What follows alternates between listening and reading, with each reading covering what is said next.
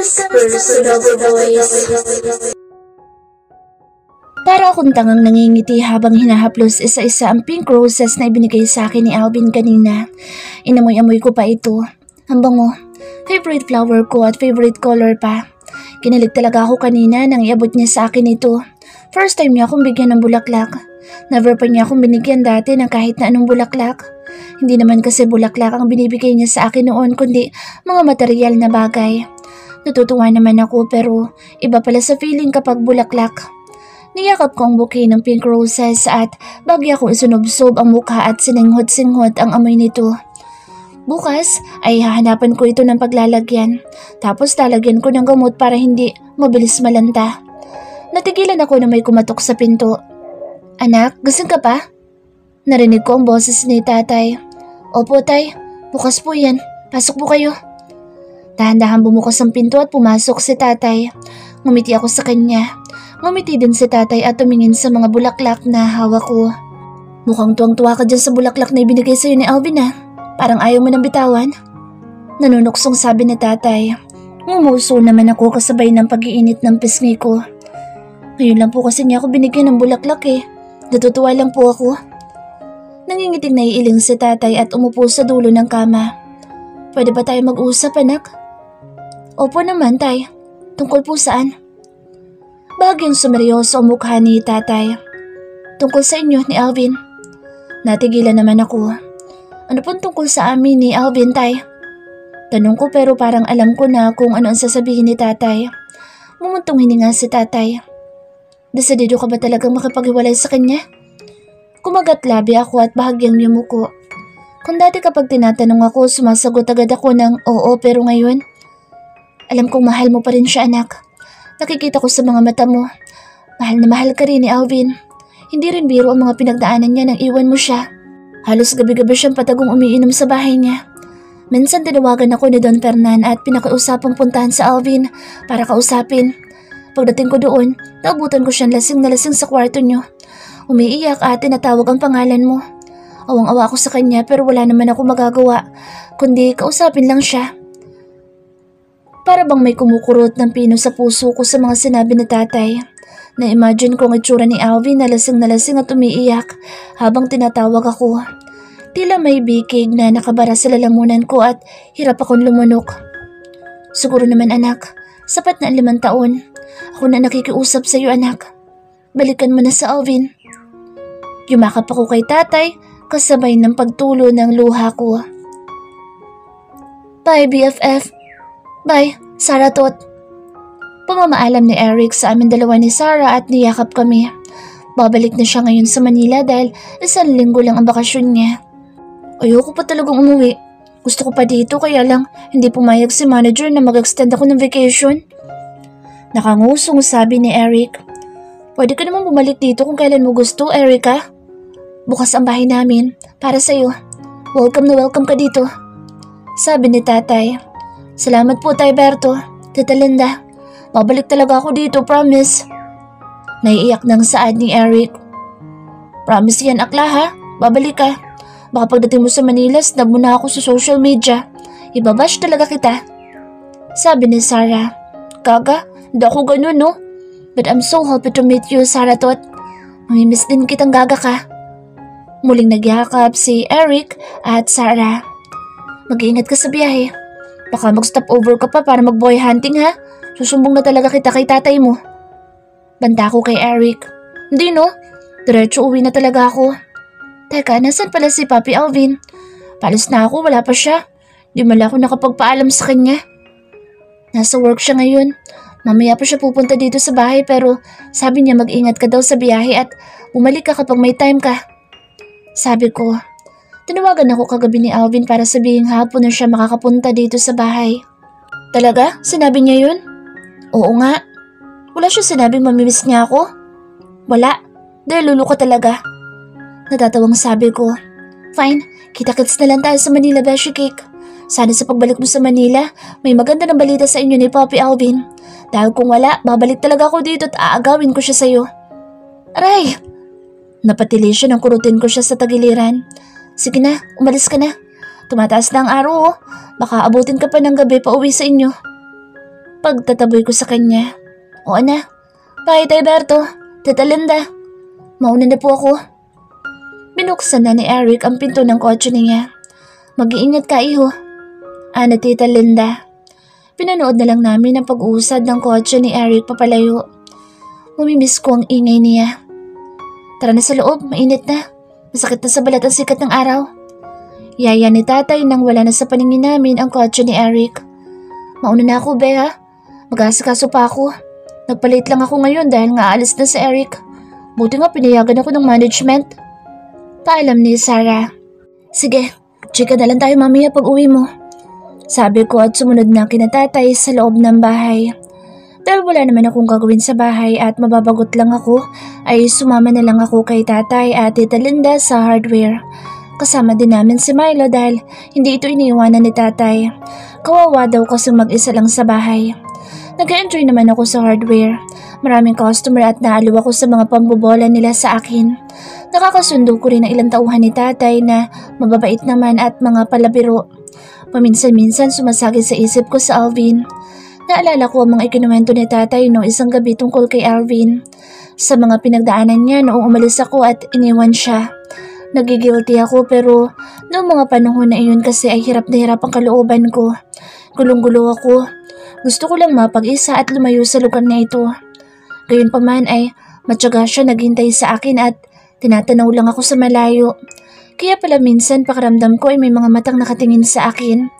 Isa pa sa nalaman ko ay sa kanya pala nanggagaling ang perang ipinapadala ni tatay sa akin. Siya ang nagpaaral sa akin.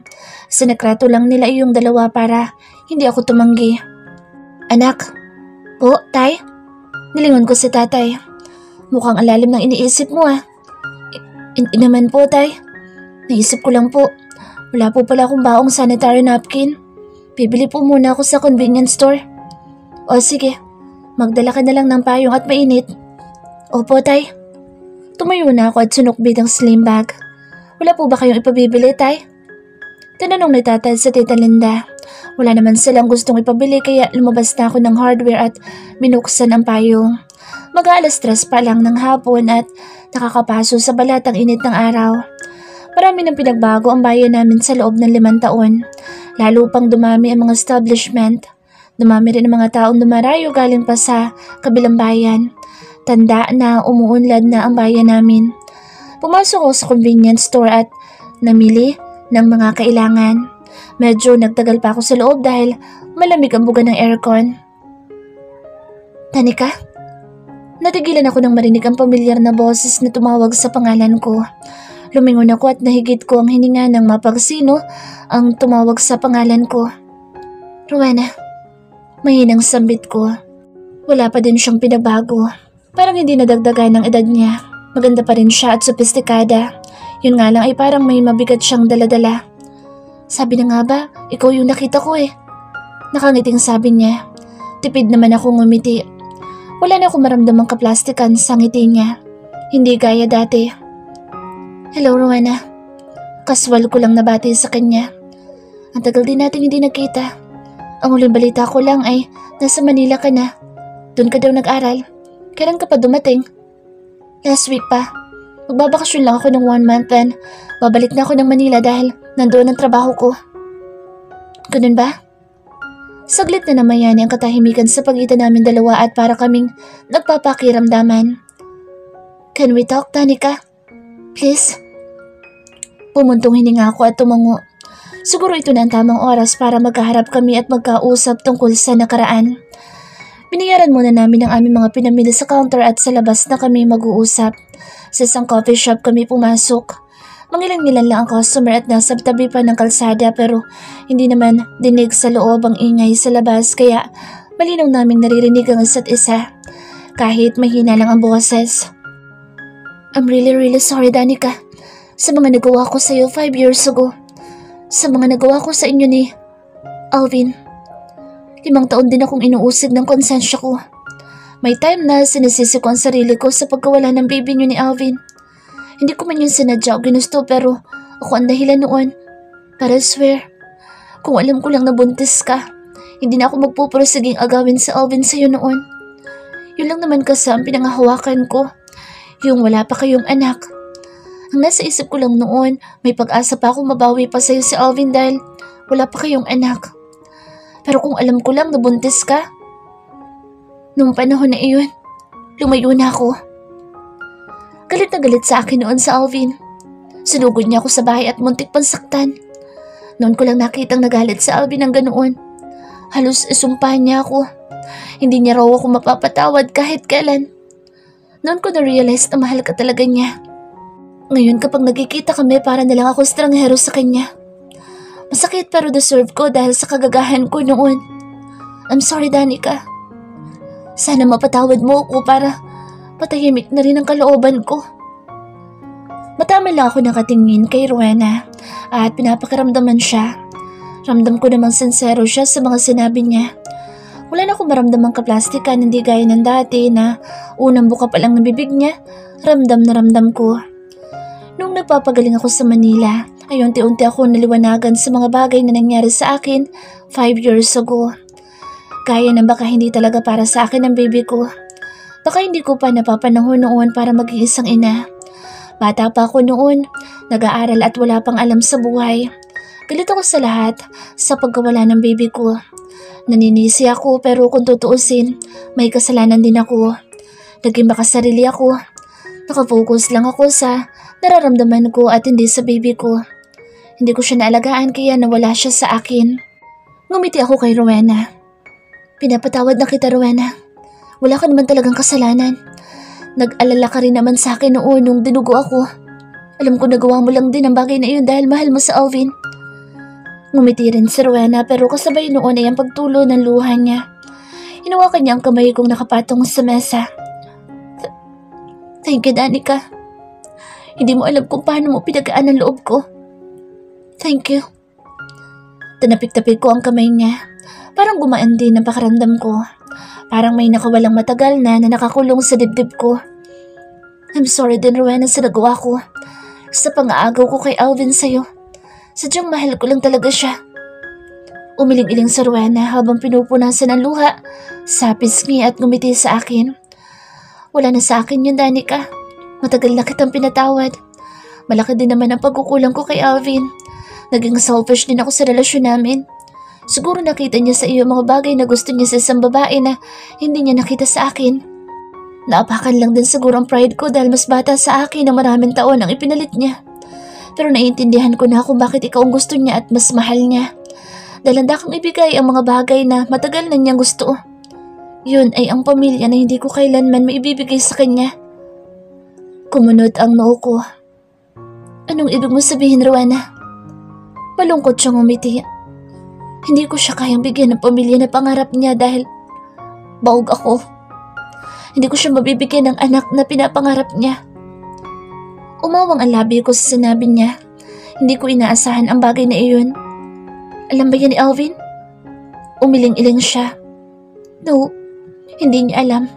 Ang tanging nakakaalam lang ay ang mga magulang kong nasa ibang bansa na naninirahan. Hindi ko pinalam kay Alvin dahil natatakot akong iwanan niya. Ayokong mawala sa akin sa Alvin kaya sinarili ko na lang iyon at tinali siya sa relasyong nasasakal na siya. Bumuntong hininga ko. Nakaramdam ako ng awa sa kanya. Alam kong masakit sa kanya na hindi siya magkakaanak. Lahat ng babae ay pinapangarap na magkaanak. Pero kung sinabi mo rin iyon kay Alvin, sigurado ako rin maintindihan ka niya. Siguro nga. Pero mabuti na rin yun na dumating ka sa buhay niya. Sanib mo siya mula sa akin. I'm selfish. Mahal ko sa Alvin pero hindi ko kayang ibigay ang mga bagay na gusto niya maliban sa anak.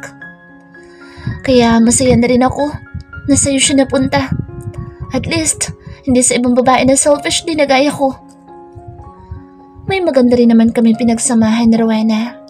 Nagkaroon lang ng lamat dahil sa kagagawan ko rin. Ako ang nagsimula na lahat ng gulo. Nang himasok ako sa relasyon nila ni Alvin, inagaw ko sa kanya sa Alvin at ang mga nagawa niya sa akin noon ay dahil nasaktan siya at mahal niya sa Alvin at gusto niya lang bawiin iyon mula sa akin. Ngayong humihingi siya ng tawad ay hindi naman ako madamot lalo na at may kasalanan din ako sa kanya. Masarap sa pakiramdam na nagkapatawaran na kami at nagkakaintindihan. Nabura ang mga agam-agam sa puso ko. Magaan ang pakiramdam ko nang bumalik ako sa hardware. Umili pa nga ako ng merienda para sa mga tauhan. Tuwang-tuwa naman sila. Mukhang good mood ngayon ang anak ko ah. Maganda ang ngiti at nagpamerienda pa. Nilingon ko si tatay na maayos na sinasalansan ng mga items na nakabox sa racks. Si Tita Linda naman ay busy sa pag-inventory. Maganda lang ang araw ko, tay. Talaga ba? Parang kanina lang tulala ka at malalim ang iniisip. Pero lumabas ka lang at pagbalik mo maganda ng araw mo. Anong meron, anak? Usisa ni tatay. Nagkita po kami ni Rowena, tay. Kumunot ang noo ni tatay. Si Ma'am Rowena? Tumango ako at ngumiti. Gumuhit naman ang pag-aalala sa mukha ni tatay. Ano nangyari, anak? Inaway ka ba niya? Hindi po, tay. Kung inaway niya ako, hindi ganito kaganda ang ngiti ko. Natatawang sabi ko. Ano? Huwag mo sabihing nagbati na kayo. Parang gano'n na nga, tay. Nag-usap kami ng masansinan. Humingi kami ng tawad sa isa't isa at nagkapatawaran. Masarap sa pakiramdam, tay. Parang nawala ang mga alalahanin na dala-dala ko sa dibdib. Lumapit sa akin si tatay at inakbayan ako. Mabuti naman kung ganoon, anak. Good news nga yan. Hindi naman talaga maganda na pinapatagal mo ang galit sa puso mo. Nakakaapekto yun sa pang-araw-araw natin pamumuhay. Mas maganda yung wala kang galit, wala kang aalalahanin. Mabuhay ka lang ng masaya. Tama po kayo, tay. Pero masaya ako para sa iyo, anak. Nakikita kong tuluyan ka ng nakakawala sa sakit ng kahapon. Yung mukha mo, umaaliwalas na. Pagpatuloy mo lang iyan, anak. Lagi mo lang buksan ang puso mo. Tumangutango ako at yumakap sa bewang ni tatay. Salamat po, tay, sa pangunawa at pag-iintindi niyo sa akin. Siyempre naman, anak, tatay mo ko eh. Sino ba ang dapat na numero unong umunawa sa'yo? Siyempre ako. May tonong pagmamalaki sa boses ni tatay. Kaya nga, kayo ang the best tatay for me eh. Jesus, nambola ka pa. Magkano ba kailangan mo? Ngumuso ako. Tatay naman, kalalag ako nanghihingi. Tumawa si tatay. Naalala ko lang kasi noong maliit ka pa. Lagi mo akong binubola kapag manghihingi ka ng pera. Ako naman ang natawa. Naalala ko din iyon noong mga panahong paslit pa lang ako. Wala pa akong pinoproblema. Puro laro lang at hingi ng pera. Bubulahin si tatay ng konti para mas malaki ang ibigay. Naputol ang kulitan namin ni tatay ng may humintong itim na sasakyan sa harapan ng hardware. Pamilyar sa akin ang sasakyan. Oh, si Alvin ba yan? Sambit ni tatay. Bumilis naman ang tibok ng puso ko at nanabik sa paglabas ni Alvin sa sasakyan. Para namang slow motion na bumukas ang driver's seat at bumaba sa Alvin. Napaawang ang labi ko at lalo lumakas ang kabog ng dibdib ko. Naka-white v-neck shirt sa Alvin na halos sumakab ang malaking katawan. Faded jeans na butas ang dalawang tuhod at safety shoes na kulay brown naman ang kanyang sapatos. Pero ang nakapagpanganga talaga sa akin ay ang guwapong mukha niya. Halatang bagong trim ang balbas at bigote. Nakasuot siya ng dark shades at medyo messy ang may kahabaang buhok na bahagyang nililipad pa ng hangin. Naigit ko ang hininga nang humarap siya sa direksyon ko at ngumiti. Alvin, napadaan ka? Bate ni tatay kay Alvin nang makalapit na ito. Dumaan ho ako sa bahay niyo, wala po hong tao doon, kaya dito na ako dumiretso. Ani Alvin na hinimas pa sa ulo si Milo na sumalubong sa kanya. Tinanggal niya ang shades at tumingin sa akin. Kimilang ako na ngumiti. Marami pa kasing customer kaya hindi pa namin ito maiwan ni Linda. Pero mabutit naman ka dito. Ito kasing asawa mo. Naiinip na. Ipasyal mo nga. Namilog ang mga mata ko sa sinabi ni tatay. Tay, wala po ako sinabi na naiinip ako. Sus, kahit hindi mo sabihin anak, obvious naman. Sige na, sumama ka na sa asawa mo. Pagtutulak pa sa akin ni tatay. Tumingin naman ako kay Alvin na malapad na ang ngisi. Let's go, baby. Wala na ako nagawa kundi tumayo sa kinaupuan ko nang isukbit ni tatay ang slim bag ko sa aking balikat. Lumabas na ako ng hardware at lumapit kay Alvin. Mag-enjoy kayong dalawa. Ani tatay, may malapad na ngisi sa labi at kumaway pa. Sure, Tay Berto. Natatawang sambit naman ni Alvin. Nag-init ang mukha ko lalo na at kaming dalawa lang ngayon ang magkasama sa sasakyan. Pinagbuksan ako ni Alvin ang pinto at inalalayan na sumakay. Hinawakan niya ako sa braso at ulo. Tila may kuryenteng dumaloy sa ugat ko na pamilyar sa akin. Nahigit ko pa ang hininga nang siya mismo ang nagkabit ng seatbelt ko. Thank you. Mahinang sambit ko nang makaupo na ako ng maayos. You're welcome, baby. Anya at pilyong kumindat sa akin. Maingat niya sinarado ang pinto at umikot ng sakyan. Binuksan niya ang pinto sa driver's seat at sumakay na rin. Bahagya pa lumundo ang sakyan dahil malaking tao siya at mabigat. Binuhay na niya ang makina. Saan mo gustong pumunta, baby? Nakangiting tanong niya. Bahala ka. Nautal pa sabi ko at umiwas ng tingin. Sobrang bilis ng tibok ng puso ko. Para na nga akong ninenervyos. Bahagya siyang tumawa at hinawakan ng kamay ko at pinisil. Relax, baby. Hindi naman kita kakainin.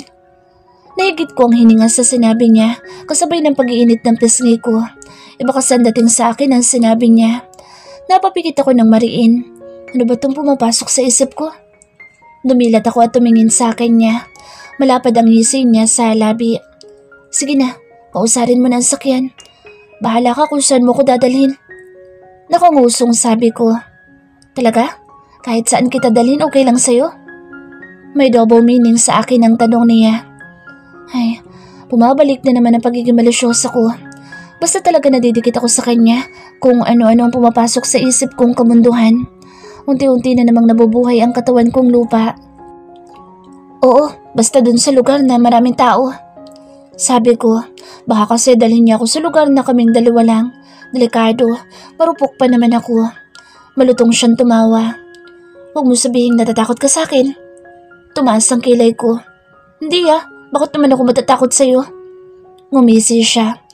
Oo nga pala, palaban ng baby ko. Lalong nag-init ang pisngi ko. Tumataas na rin ang temperatura ng katawan ko. Naku, huwag niya akong i-trigger. Baka hindi ako makapagpigil lalo na't sobrang hot ng dating niya ngayon. Araw-araw naman eh. Pinausad na ni Alvin ang sakyan sa kahabaan ng kalsada. Kung saan man niya ako dalhin, bahala na. Sa gitna ng biyahe namin ay marami siyang tanong sa akin na kung ano-ano lang. Sinasagot ko naman siya. Unti-unting nawawala ang pagkailang ko at nagiging madaldal na rin ako. Namiss ko rin talaga na ganito kaming dalawa gaya ng dati. Gusto ko sanang banggitin sa kanya ang tungkol sa pag-uusap namin na Rowena pero saka na lang. I-enjoy na muna namin ang ganitong moment. Makalipas ang mahigit 20 minuto ay nakarating kami sa malawak na lupain na puro berde at maraming manok. Sa tuktok ng burol ay may malaking bahay na kulay puti para itong palasyo.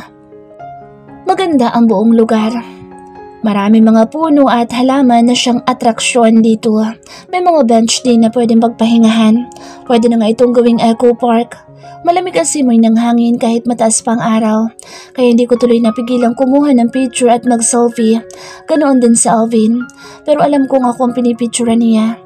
Maya-maya pa ay lumapit siya sa akin at inakbayan ako, sabay tutok ng camera ng cellphone niya sa harapan namin. Nagulat pa ako na bigla niya akong dampian ng mariing halik sa sentido. Hinayaan ko na lang siya. Look, baby. Ipinakita sa akin ni Alvin ang mga kuha niyang picture, pati na ang mga pictures namin dalawa. Lahat ng kuha niya ay kasama ako. O mas tamang sabihin na ako talaga ang kinukuhanan niya ng pictures. You're so beautiful, baby. Anas niya sa tenga ko. Lumingon ako sa kanya. Sumalubong sa akin ang ngiti niya at ang mapupungay niyang mga mata. Naging eratiko naman ang tibok ng puso ko. Tumaas ang kamay niya at hinawi ang hibla ng buhok kong inilipad ng hangin sa aking mukha. I'm so happy. Nakasama kita ngayon, Danica. My wife. Walang pagsidlan ng saya ko. 5 taon ako naghintay na bumalik ka sa akin. Alvin, bumalik ka na sa akin, please. Nagsusumama ang tono ng boses niya pati na ang mga mata. Marahan niyang hinahaplos-haplos ang pisngi ko. Nakikita ko sa mga mata niya ang pangungulila sa akin. Ako rin naman, 5 taon ding nangulila sa kanya. Pilit ko lang nilabanan iyon at nagpakabisi sa pag-aaral para hindi siya lagi naiisip. Pero ngayon hindi ko na kayang labanan ang pangungulila sa kanya. Hindi ko na kayang magtiis. Tumango ako at ngumiti sa kanya. Handa na akong sumubok ulit. Hindi na ako natatakot dahil wala naman pala akong dapat na ikatakot. Niyakap ako ni Alvin ng mahigpit. Yumakap din ako sa kanya at sinubsob ang mukha sa malapad niyang dibdib. Kasabay noon ay ang pagtulo ng luha ko. Hinalik-halika naman niya ang buhok ko. I love you, baby. I love you. Anas niya sa pagitan ng pagdampi ng halik. Tumingala ako sa kanya at ngumiti. Pinahid ng daliri niya ang luha sa pisngi ko. I love you too, Alvin. Sambit ko. Ngumiti siya at yumuko sabay siil ng mariing halik sa labi ko. Yumakap naman ako sa batok niya at gumanti rin ng halik. Namiss ko ang lasa at init ng labi niya. Wala akong pakialam kung nakikita kami ng mga tauhan ng farm. Pag uwi namin sa bahay ay tuwang-tuwa si tatay at tita Linda nang malaman na nagkabalikan na kami ni Alvin. Kami naman ni Alvin ay gaya ulit ng dati. Hindi na naman halos mapaghiwalay. Siyempre, sobra naming namiss ang isa't isa. Sinisisi ko tuloy ang sarili ko kung bakit ang tagal kong nagtiis at nagmatigas. Mabuti naman at nagkabalikan na kayo. Abay, dapat tayo mag-celebrate. Ani tatay. Huwag mo sabihing, inom na naman yan. Ay naku Berto, ang usapan natin isang beses na lang sa isang linggo. Bawal na nga sa'yo yan, pinagbigyan lang kita. Sermon ni Tita Linda. Napakamot sa ulo si tatay. Natawa naman kami ni Alvin. Sige tay, inom pa. Pangaasar ko kay tatay. Pwede naman kain sa labas kung magsa-celebrate, hindi yung inom agad. Wala naman ako sinasabing iinom, mahal. Palusot pa ni tatay. Kilala kita Berto, kaya inunahan na kita. Napakamot na lang ulit sa ulo si tatay. Sabi ko nga, kain na lang tayo sa labas. At napagdesisyonan na nga namin na sa labas na lang kumain. Dahil nagkabalikan na kami ni Alvin ay parang bumalik kami sa dati. Mas naging malambing pa nga kami ngayon sa isa't isa, lalo na siya. Para kaming bumalik ulit sa umpisa. Magkatabi na kaming natutulog sa kwarto ko. Pagkagaling niya sa opisina niya ay dito na siya sa bahay dumediretso. Nagdala na nga siya ng mga damit. Talaga? Nagkabalikan na kayo ni Alvin? Namimilog ang mga matang tanong ni Sarah. Oo, kami na ulit. Kailan pa? Noong araw na umalis na si Eric. Ngumuso si Sarah at hinawakan ako sa braso. Oh, I'm so happy for you, be. Sa wakas nagkabalikan na kayo ni Boss Alvin. Kung sabagay, ikaw lang naman ang nakipag-iwalay sa kanya, hindi siya. Napanguso na lang din ako sa sinabi niya. Hindi ko na kinontra iyon dahil totoo naman. So, paano yan? Mag-stay ka na dito o doon ka pa rin sa Manila? Hindi pa namin napag-uusapan ni Alvin yan. Abay, pag-usapan nyo na. Baka maging dahilan pa iyan ang misunderstandings nyo. Hindi no? Siyempre pag-uusapan din namin iyan. Ikaw, ano bang gusto mo? Mas gusto mo ba sa Manila o dito? Siyempre dito. Lalo na nagkabalikan na kami ni Alvin. Pero hindi naman pwedeng basta-basta na lang ako umalis sa company na pinagtrabahuhan ko. Kung sabagay. Pero pwede ka naman mag-resign at huwag ka na magtrabaho. Mayaman naman si Alvin. Bakit magpapakapagod ka pa? Ayoko nga. Para saan pa yung pinag-aralan ko kung hindi ko rin naman gagamitin? Siguro, hahanap na lang ako ng pwedeng ma-applyan dito. Bakit maghahanap ka pa? Bakit hindi ka na lang doon sa kumpanya ni Alvin magtrabaho? I'm sure naman, ayos lang yun kay Alvin. Swestyon ni Sarah. Tumaas ang kilay ko. Ano naman magiging trabaho ko doon? Di secretary niya. Nanunuksong sabi ni Sarah. Nag-init naman ang mukha ko. Secretary ka dyan, puro kakalukuhan. Pero iba nakikita ko sa mukha mo. Bet mo rin no, secretary. Ngumuso ako. Bet ka dyan. Pero pwede din. Sabi na eh. Kunwari ka pa. Malandi. Pabiro ko sa nabunutan ni Sarah. Gumanti din ako sa kanya. Para kami mga bata dito sa terrace na naghaharutan. Video call namin si Eric para mas masaya. Sinabi ko rin sa kanya na nagkabalikan na kami ni Alvin. Tuwang-tuwa naman ang bakla at nagbiro pa na na-threatened ako sa kanya kaya nakipagbalikan na ako kay Alvin. Dalulo talaga ang bakla.